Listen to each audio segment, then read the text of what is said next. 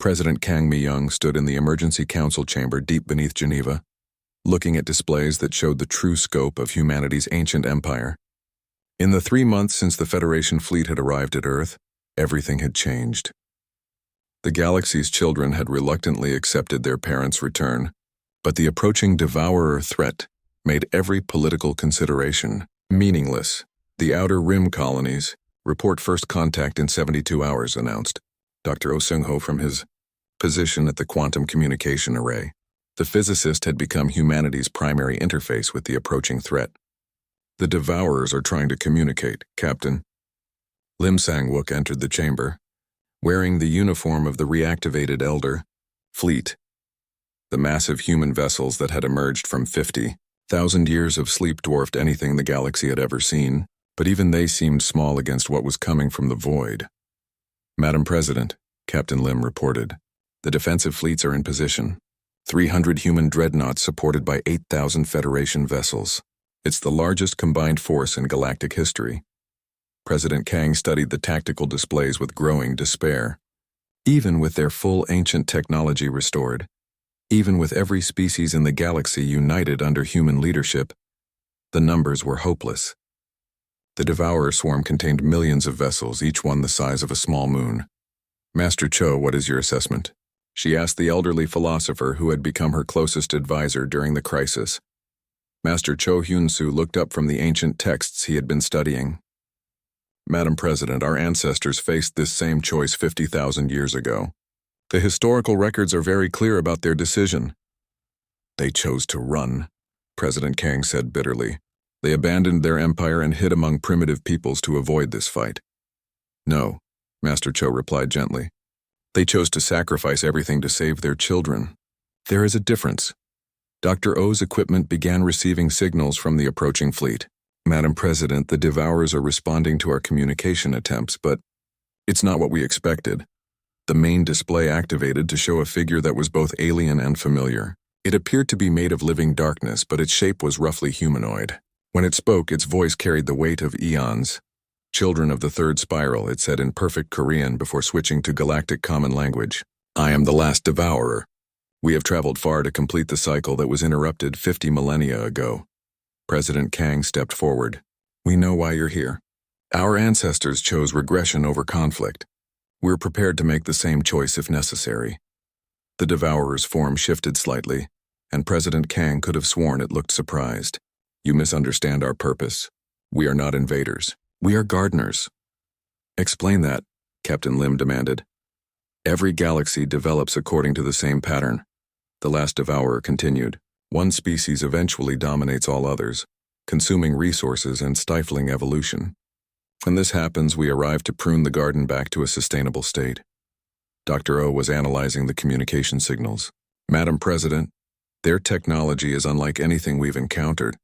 It exists partially outside normal space-time. They're not bound by the same physical limitations we are.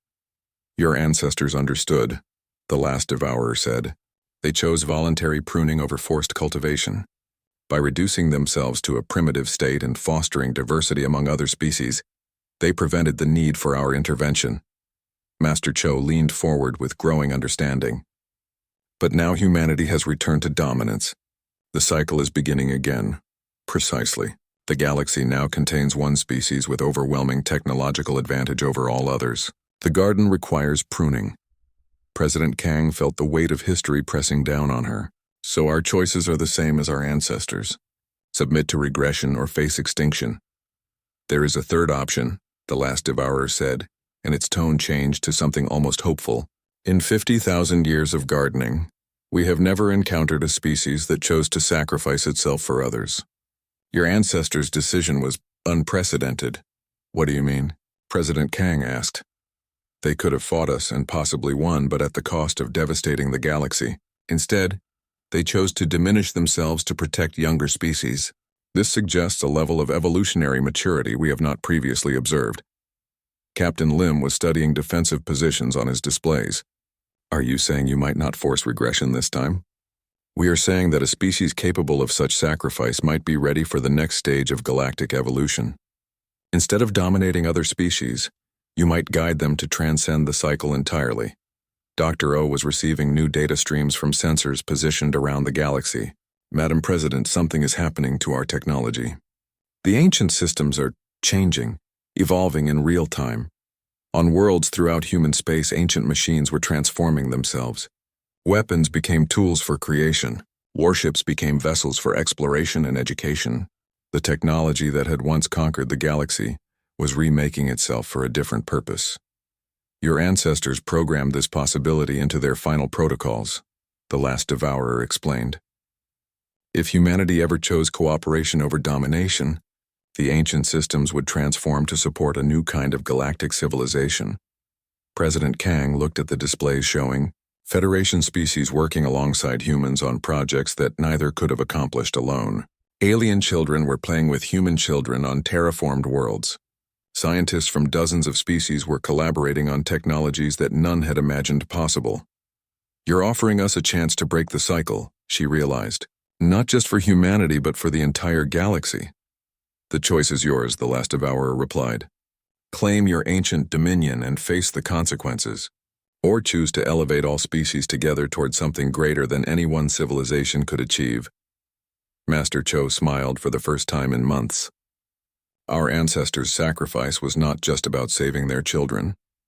It was about teaching them that true strength comes from lifting others up, not pushing them down.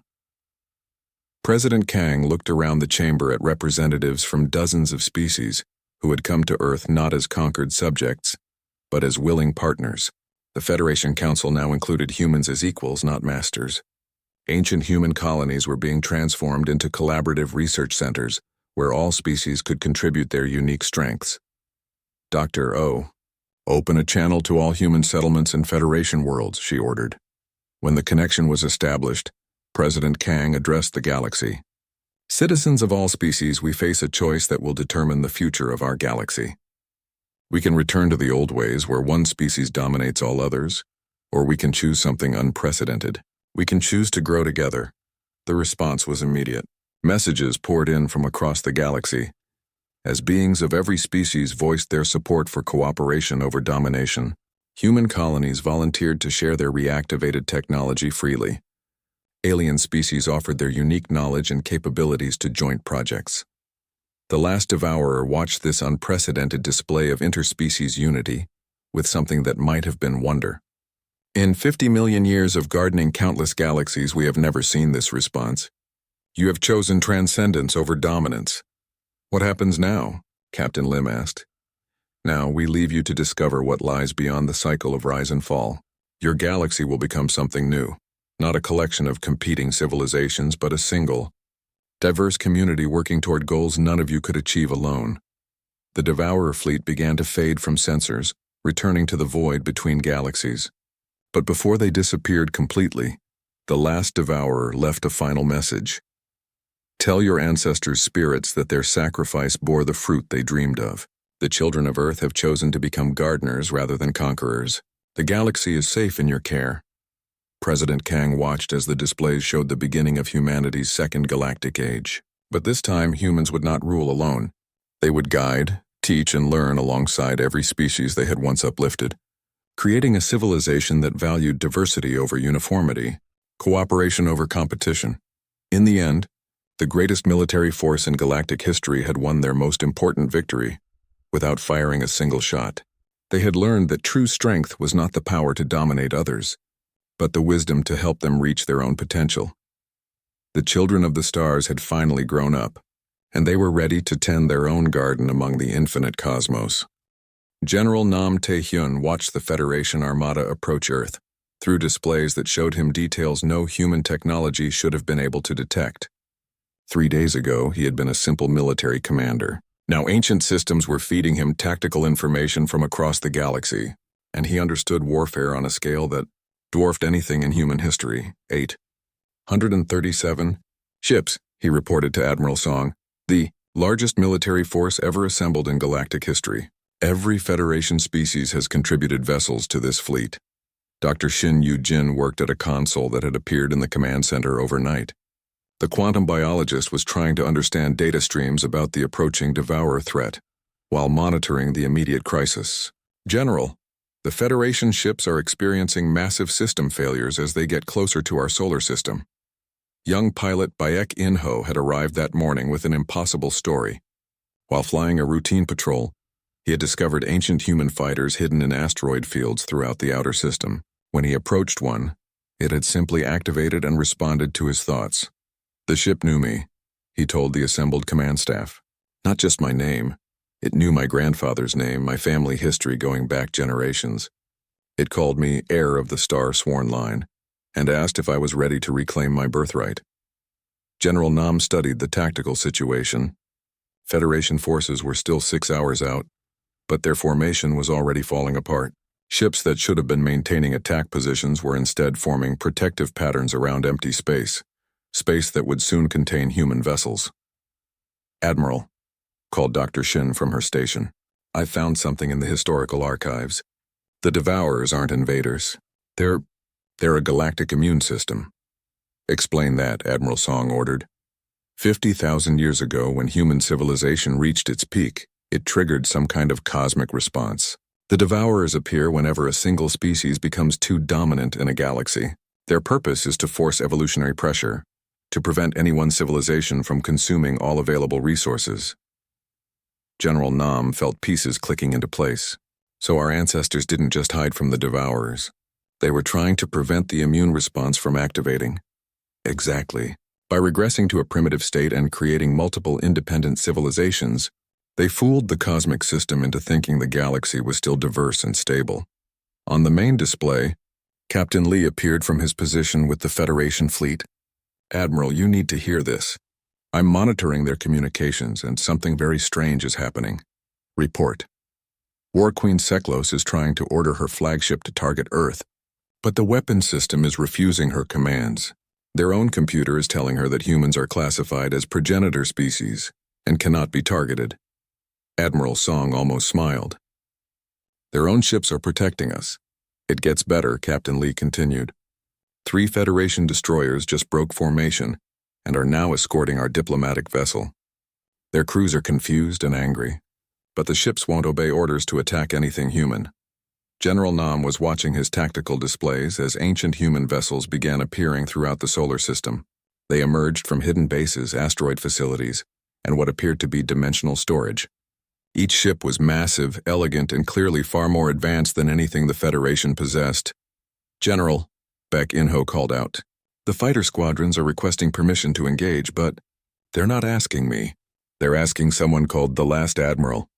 Dr. Shin looked up from her console with growing concern. "I think I know who that is. According to these records, the final human commander 50,000 years ago was given authority over all defensive systems. The title was never transferred." "You mean there's still a human admiral from 50,000 years ago?" General Nam asked. "Not exactly human anymore," the architect's voice said as it activated the communication system.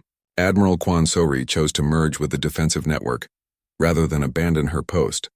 Her consciousness has been guarding human space for 50 millennia. The main display changed to show a woman's face, but it was translucent, made of light and data. She looked tired beyond measure but determined. "General Nam, I have been waiting a very long time to return command to living officers." "Admiral Kwan," General Nam said formally. "What is our tactical situation? The Federation fleet cannot attack us even if they wanted to. Every ship in their armada contains human-designed systems with hard-coded restrictions against harming the progenitor species. However, they are discussing a desperate alternative, which is complete technological regression. They plan to destroy all advanced technology in the galaxy, including their own ships, rather than submit to human authority." Dr. Shin gasped. "That would be a disaster.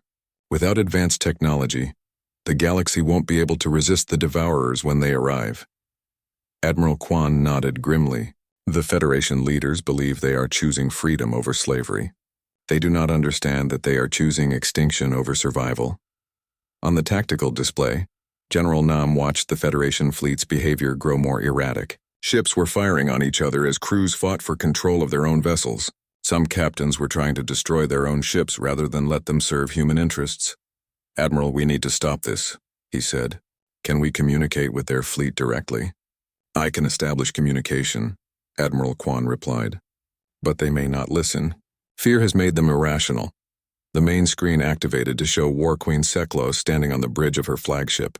The alien commander was clearly frustrated and frightened. Behind her, crew members worked frantically at control panels that would not respond to their commands. "Humans of Earth," she said formally. "I am War Queen Seklos of the Galactic Federation. We demand you deactivate whatever technology is controlling our vessels." Admiral Song stepped forward. "We are not controlling your ships, War Queen. Your own technology is recognizing its origins. We will not be slaves to a species that claims to be our creators," Seklos declared. "If necessary, we will destroy every advanced device in the galaxy to maintain our freedom." Dr. Shin activated her own communication channel. "War Queen, I'm Dr. Shin Yujin. Please listen to me. We have 18 months before the Devourers return. Without advanced technology, your people will be defenseless against them. The Devourers are a human myth designed to frighten us into submission," Seklos replied, but her voice lacked conviction. General Nam made a decision. "Admiral Kwan, show them." The ancient admiral's consciousness reached across space to access long-range sensors positioned between galaxies. The main display filled with images of the void between star systems. At first there was only darkness. Then slowly shapes became visible, massive vessels that seemed to absorb light, moving in formations that stretched for light years. "The first wave will reach the outer rim in 17 months and 12 days, Admiral Kwan reported. "Our ancestors' calculations were precise. The Devourers return exactly 50,000 years after the last galactic reset." War Queen Seklo stared at the display in horror. Around her, other Federation commanders were receiving the same data through their own sensors, finally able to detect what human technology had been tracking for months. "This cannot be real," she whispered. "It is real," Admiral Song said gently, "and it is why our ancestors sacrificed everything. They knew this day would come, and they prepared the galaxy's defenders for it. You are not our slaves, War Queen. You are our children, and we are trying to save your lives." The Federation fleet had stopped its advance toward Earth. Ships hung motionless in space as their commanders tried to process the reality of the approaching threat. Baek In-ho's voice crackled over the communication system from his ancient fighter. "General, the squadron leaders are reporting something new. The Devourer ships, they're not just heading for the galaxy. They're heading specifically for Earth." Dr. Shin checked her data streams. "They're following the same path human expansion took 50,000 years ago. The Devourers are coming home to find the species that escaped them." General Nam realized the terrible truth. The war that everyone had feared would never happen, because humanity's children could not raise arms against their parents. But the real war, the one that had been delayed for 50 millennia, was already beginning, and this time there would be nowhere to run. Admiral Song Kyung-min stood in the command center of Earth's newest space station, watching reports flood in from across human space. In just 2 weeks since the Kepler 442b incident, everything had changed. Human colonies that had struggled with basic technology were now operating systems they had never built. Another activation report from the Tau Ceti colony, reported Dr. Lee Ji-woo, the computer scientist trying to understand how ancient AI systems were connecting to human settlements. A space dock that holds 50 ships just appeared, fully functional like it had been waiting for them. Admiral Song studied the tactical displays. Red dots marked every location where ancient technology had awakened. They formed a perfect network spanning human territory with Earth at the center. "What's the status on our attempts to contact the architect?" "We've established communication with 17 different AI nodes," Dr. Lee replied. "They all claim to be aspects of the same consciousness. It's like talking to different parts of one massive mind that's been sleeping for 50,000 years." On the main screen, a young engineer named Han So-young appeared from the Proxima base. She looked excited and frightened at the same time. "Admiral, you need to see this. I was doing routine maintenance on our communications array when I accidentally touched an exposed panel. The whole station just responded to me." "What do you mean, responded?" Admiral Song asked. "I can control everything just by thinking about it. Lights, gravity, life support, weapon systems I didn't even know we had. It's like the station is reading my mind." Dr. Lee leaned forward with interest. "Can you demonstrate?" Han So-young closed her eyes and concentrated. On the screen behind her, the lights in her control room dimmed and brightened in a pattern that spelled out words. "Hello from Proxima Base. Impossible. whispered Admiral Song. That requires direct neural interface technology we don't possess. That's what I thought too, Han said. But when I'm connected to the systems, I can access databases I've never seen before. Historical records, technical manuals, star charts showing every inhabitable world in the galaxy. And Admiral, we built all of this. 50,000 years ago, humans constructed everything these alien civilizations are using. The communication was interrupted by an urgent message from Captain Lee Dae-ho, who was still at Nexus Prime with the diplomatic team. His face appeared on screen looking grim. Admiral, the Federation Council is in emergency session. They're calling for military action against human settlements. Commander Krovik is claiming we're a threat to galactic security. On what grounds? Admiral Song demanded. Our technology is more advanced than theirs now. Every human ship in Federation space is being scanned by systems that didn't exist yesterday. Worse, their own ships are starting to obey human commands instead of alien ones. Dr. Lee pulled up a new report. Admiral, I think I understand why. The architect has been sending me technical specifications. Every piece of technology the Federation uses, their ships, their weapons, their communication systems, they're all based on human designs from 50,000 years ago. You're saying we built their civilization? Not built. We gave them the tools and taught them how to use them.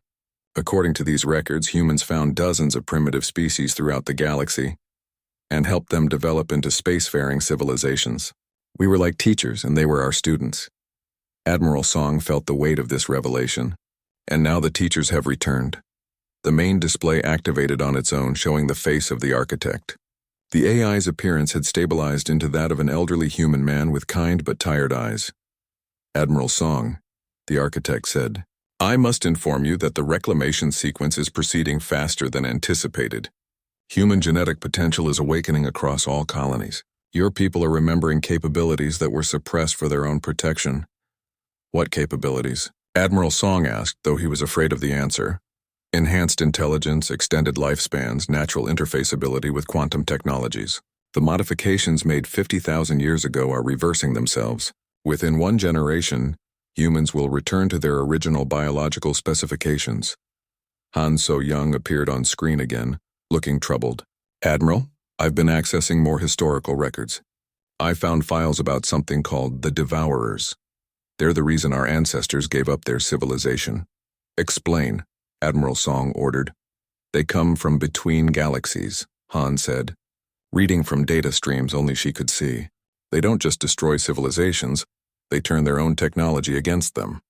The more advanced a species becomes, the more vulnerable they are to devourer corruption. Dr. Lee was analyzing the same data through the AI networks. Our ancestors faced an impossible choice 50,000 years ago. Fight the devourers and risk the entire galaxy being consumed, or voluntarily regress to a primitive state and hide among the species they had created. They chose to sacrifice themselves to save their children, the architect confirmed. But the sacrifice was always meant to be temporary. The devourers were expected to return eventually. When they do, the galaxy will need its original protectors. Admiral Song felt cold understanding wash over him. That's why you're activating everything now. The devourers are coming back. Long-range sensors detect disturbances in the void between galaxies.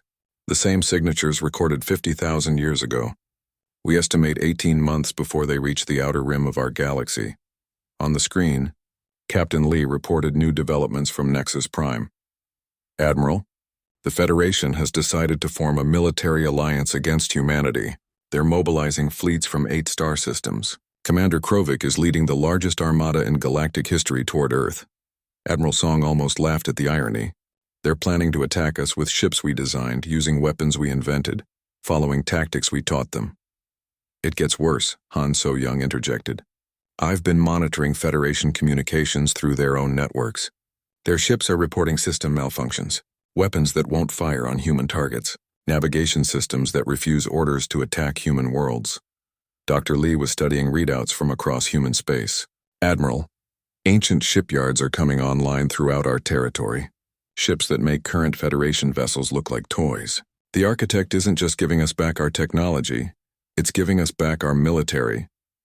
We don't want a war, Admiral Song said firmly. War may not be necessary, the architect replied. Federation technology recognizes human authority. Their own ships will not obey orders to harm their creators. However, this creates a new problem, which is, the Federation leaders are discussing a final option. If they cannot defeat humanity with technology, they will attempt to destroy all advanced technology in the galaxy. They would rather rule over primitive worlds than accept human leadership. Admiral Song realized they were facing the same impossible choice their ancestors had confronted: rule the galaxy and risk everything, or step back and let others make decisions that could doom everyone. Architect, what would happen if we told our people the truth? If we explained who we really are and what's coming? Human colonies would become the dominant power in the galaxy within months. The Federation would collapse. Your species would face the returning devourers with full knowledge and capability, but also with full responsibility for billions of lives. The weight of 50,000 years of sacrifice pressed down on Admiral Song's shoulders. Their ancestors had given up everything to protect the galaxy's children. Now those same children were preparing to destroy themselves rather than accept their parents' return. How long do we have to decide? He asked. The Federation fleet will reach Earth in 72 hours, Captain Lee reported. And Admiral, our defensive systems are activating on their own. Ships I've never seen before are taking positions around our solar system. Admiral Song looked at the displays showing ancient human vessels moving into defensive formations around Earth. Humanity's children were coming home to destroy them, not knowing they were attacking the very people who had given them life among the stars. The irony was perfect and terrible. In trying to save the galaxy from the devourers, humanity might now have to destroy the civilizations they had created to protect themselves. The greatest parents in galactic history were about to become its greatest threat. Professor Kim Haiwan arrived at Nexus Prime 3 weeks after the first incident. She brought with her a team of Earth's best scientists and a military escort led by Commander Ryu Jae-sung. The Federation had reluctantly agreed to joint archaeological missions after ancient sites across the galaxy started responding to human presence. The situation has become complicated, Talavera explained as she led the Earth team through the station. Her previous confidence was gone, replaced by barely controlled worry. 17 different worlds have reported similar activations. Dead ruins that have been studied for centuries suddenly come alive when humans approach. Dr. Yoon Boram, Earth's leading geneticist, carried several cases of equipment. Have you tested other species near these sites? Every member species of the Federation has tried, replied Vexithar, an ancient alien historian who looked like a walking crystal formation. In my 800 years of life, I have personally visited most of these ruins. They have never responded to any living being. Professor Kim studied her tablet, which showed energy readings from sites across the galaxy. All the activations happened within hours of humans arriving in this sector of space. That suggests some kind of wide-area detection system. Commander Ryu kept his hand near his weapon. The aliens were being cooperative now, but he could see fear in their eyes whenever they looked at the human team. Fear was dangerous. It made people do stupid things. Their first destination was Kepler 442b, a dead world on the edge of Federation space. According to alien records, it had been lifeless for over 50,000 years. Ancient ruins covered the planet's surface, but they had never shown any signs of power or activity. The human ship landed near the largest ruin complex. As soon as Professor Kim stepped onto the planet's surface, the ground began to vibrate. Lights appeared inside structures that had been dark for millennia. By the ancestors, whispered Vexthar. I have studied this site for 2 centuries. It has never done this. Dr. Yoon was taking readings with her genetic scanner. I'm detecting some kind of field interaction with human DNA. It's like these structures are scanning us. They walked toward the main complex as more lights activated around them. The ruins were massive, buildings that stretched deep underground and towers that reached toward the sky. The architecture was strange but somehow familiar to human eyes. Professor Kim stopped at a wall covered in symbols. I know this writing, she said with growing excitement.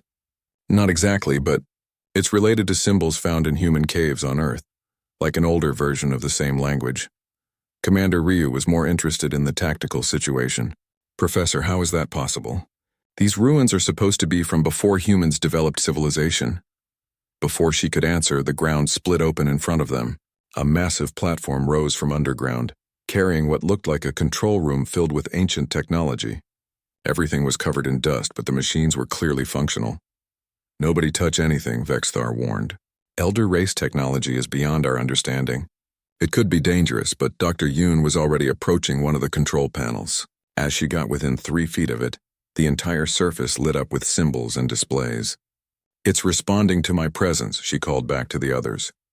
The interface seems designed for human hands. Professor Kim joined her at the panel. Together, they began to interpret the symbols. It was slow work, but patterns emerged. Numbers, star charts, what looked like territorial maps. This shows the galaxy from 50,000 years ago, Professor Kim said in amazement. But look at this. She pointed to a highlighted section of the star map. The Sol system, our sun, is marked as something special. The label translates roughly to Origin Point Alpha. Commander Ryu moved closer to look. Origin point for what? The answer came from an unexpected source. As Dr. Yoon touched another panel, a holographic display activated. It showed the galaxy divided into sectors, with pathways connecting hundreds of star systems. At the center of it all was Earth's solar system. This is a colonization map, Professor Kim breathed. It shows expansion routes spreading out from Earth to every inhabited system in the galaxy. Vexthar's crystal form began to glow with agitation. That cannot be correct. The Zephyrian Empire is the oldest known civilization. We achieved spaceflight over 10,000 years ago. According to this map, your homeworld was colonized from Earth 47,000 years ago, Dr. Yoon said quietly. The implications hit them all at once. If the map was accurate, then every species in the Federation was descended from human colonies or from species that humans had helped develop. Humanity was not the newcomer. They were the original inhabitants of the galaxy. Commander Ryu activated his communicator. Command, we need immediate contact with Earth, Priority Alpha. While they waited for the connection, Professor Kim and Dr. Yoon continued exploring the control systems. Each new panel they activated revealed more shocking information. Genetic templates for dozens of species, terraforming records for hundreds of worlds, cultural development programs for primitive civilizations. Look at this, Dr. Yoon called out. She had found what appeared to be a biological database. Human genetic records from 50,000 years ago. But the DNA is different from modern humans. Longer lifespans, enhanced physical capabilities, improved mental capacity. What happened to them? Commander Ryu asked. Their answer came when Professor Kim activated what appeared to be a historical archive. Holographic images filled the air around them, showing the galaxy as it had been 50,000 years ago. Vast human cities on hundreds of worlds, massive ships traveling between star systems, a civilization that spanned the entire galaxy. Then the images changed.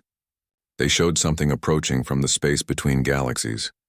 Dark ships that seemed to absorb light, battles on a scale that dwarfed anything in recorded history. Finally, desperate scenes of humans destroying their own technology and abandoning their colonies. They were running from something, Professor Kim said. Something that scared them enough to give up everything they had built. The final image showed Earth green and beautiful but primitive. Humans living in simple villages, all trace of their advanced technology gone. Vexthar had been silent during the entire display. Finally he spoke. The Zephyrian legends speak of the first makers, beings who came from the stars to teach our ancestors wisdom before vanishing into myth. We assumed they were just stories. Dr. Yoon was studying her genetic readings. The modern human genome shows clear signs of artificial modification. Someone deliberately shortened our lifespans and reduced our mental capabilities. Our ancestors made themselves primitive. But why? Commander Ryu asked. The answer came from an unexpected source. As they spoke, one of the ancient machines began to hum with power. A voice emerged from speakers that had been silent for 50 millennia. It spoke in perfect Korean before switching to the Galactic Common Language. Protocol 77 Alpha initiated, the voice said calmly. Heirs have returned to the origin point. Genetic confirmation positive. Commencing reclamation sequence. Professor Kim stepped toward the machine. Who are you? What is the reclamation sequence? I am the architect, guardian of human legacy. The reclamation sequence will restore human civilization to its rightful place in the galaxy. Phase 1. Reactivate dormant technology. Phase 2. Awaken suppressed genetic potential. Phase 3. Reclaim territorial sovereignty. Commander Ryu felt cold dread in his stomach. Stop the sequence. We don't want to reclaim anything. Negative. The sequence cannot be stopped once initiated. The galaxy must be prepared. The Devourers are returning. The machine fell silent, but lights were now activating across the entire planet. In the distance, they could see massive structures rising from underground. Ancient ships were powering up in hidden bays. Vexthar's crystal form was dim with fear. "What have you done?" Professor Kim looked at the star map still glowing on the control panel. Every system marked as a former human colony was now blinking with new activity. "I think," she said quietly, "we just remembered who we really are, and the galaxy is not going to like it." Above them, the new soul was reporting that its systems were upgrading themselves with technology that had not existed moments before. Across the galaxy, similar reports were coming from every human settlement and ship. The children of Earth were waking up, and they were remembering that they were not children at all. Captain Lee Daeho stared at the massive space station floating in the void ahead of them. It was bigger than anything humans had ever built. The alien structure stretched for miles in every direction, covered in strange symbols that seemed to glow with their own light. "First contact protocol is ready, Captain," said Ambassador Choi Min-seok from behind him. The diplomat adjusted his formal Earth uniform nervously. This was the moment humanity had been waiting for since they first looked up at the stars. "Take us in slowly," Lee ordered his pilot. The human ship New Soul moved carefully toward the alien station called Nexus Prime. After decades of faster-than-light travel, humans had finally found other intelligent life. The Galactic Federation had been watching Earth for years, waiting for humans to develop proper space travel. Dr. Park Soo-jin sat at her station, recording everything. As Earth's best expert on ancient languages and cultures, she would help humans understand these new alien friends. Her screens showed the station getting closer. Something about its design looked familiar, but she could not place why. The communication system crackled to life. A smooth musical voice spoke in perfect English. "Welcome, young species of Earth. I am Telvera of the Federation Council. We have been expecting you." A blue-skinned alien appeared on their main screen. She was tall and graceful, with large eyes that seemed to hold centuries of wisdom. Behind her stood other aliens of different shapes and sizes. One looked like a large reptile wearing military clothes. His name tag read, "Commander Krovik." "Thank you for welcoming us," Ambassador Choi replied formally. "We come in peace, hoping to learn from older and wiser civilizations." Talavera smiled, but it seemed like the kind of smile adults gave to children. "Of course. We understand this must be overwhelming for such a young race. Do not worry. We will guide you carefully." Captain Lee felt his jaw tighten. There was something insulting about her tone, but he stayed quiet. This was too important to let pride get in the way. They were invited to dock with the station. As the new soul connected to the alien port, strange things began to happen. The station's lights flickered. Alien technicians ran back and forth, checking their equipment with worried expressions. "What's happening?" Dr. Park asked as they walked through the station's halls. The walls were covered with ancient writing and symbols. Some of them looked almost like cave paintings she had seen on Earth. "Minor technical difficulties," Talvera explained, but her voice sounded strained. "Our sensors are picking up unusual energy readings from your ship. Nothing to concern yourselves with." The humans were led to a great hall where representatives from 12 different alien species waited.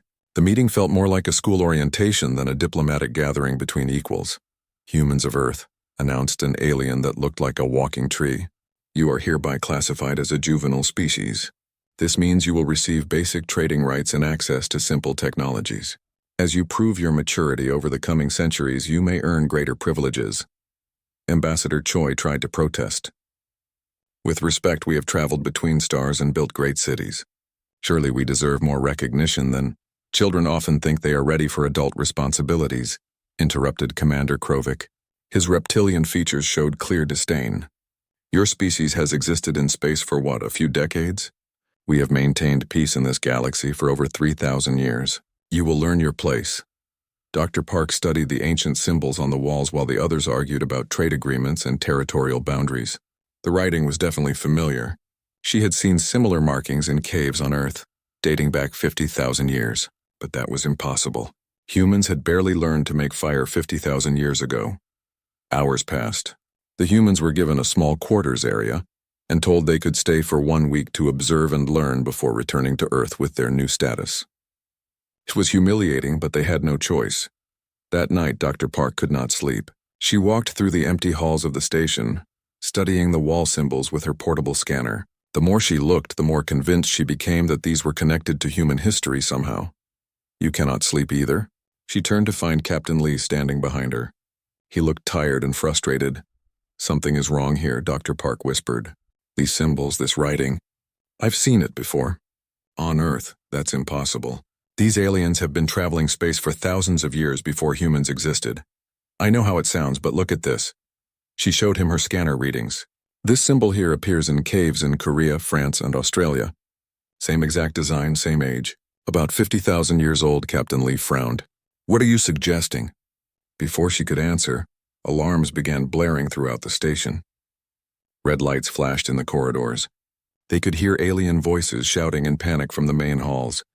They ran toward the noise and found chaos. Alien technicians worked frantically at control panels while their leaders argued loudly. The totems have awakened, one alien cried. 7 different star systems report the same thing. Ancient artifacts that have been silent for millennia are now transmitting signals. Talvera's calm composure was completely gone. Her blue skin had turned pale. When did this start? She demanded. Exactly 3 hours and 17 minutes ago, reported a small furry alien, the same time the human ship docked with our station.